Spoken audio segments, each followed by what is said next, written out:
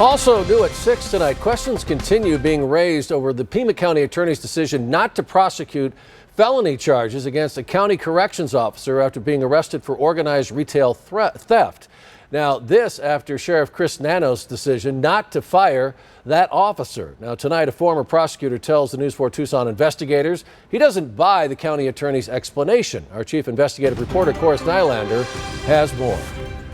These cases are not that difficult.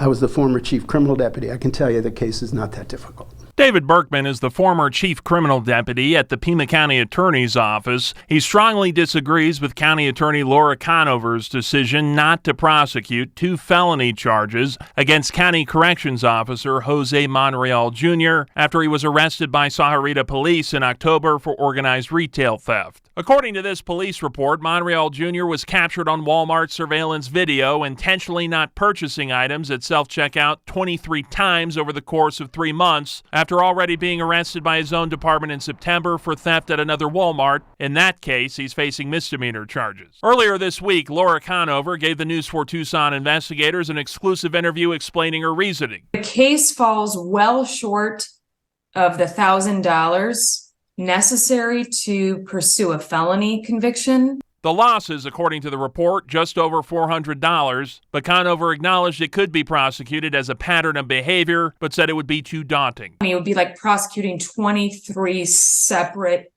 cases.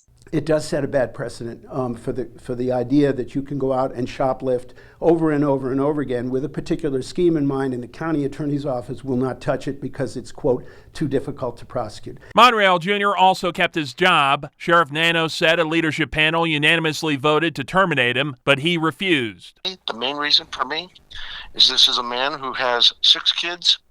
He is the sole household provider, income provider for the family of 6. And his wife, and one of those kids is dying of cancer.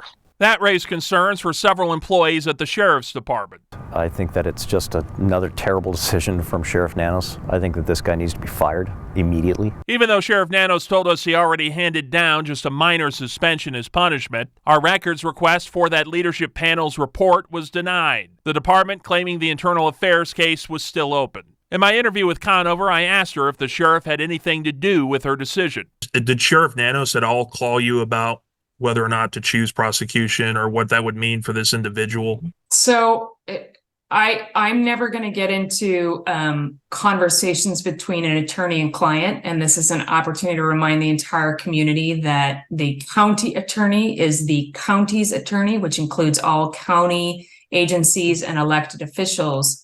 But that being said, on the criminal side, when I am wearing my criminal hat, I literally cannot be improperly influenced or moved.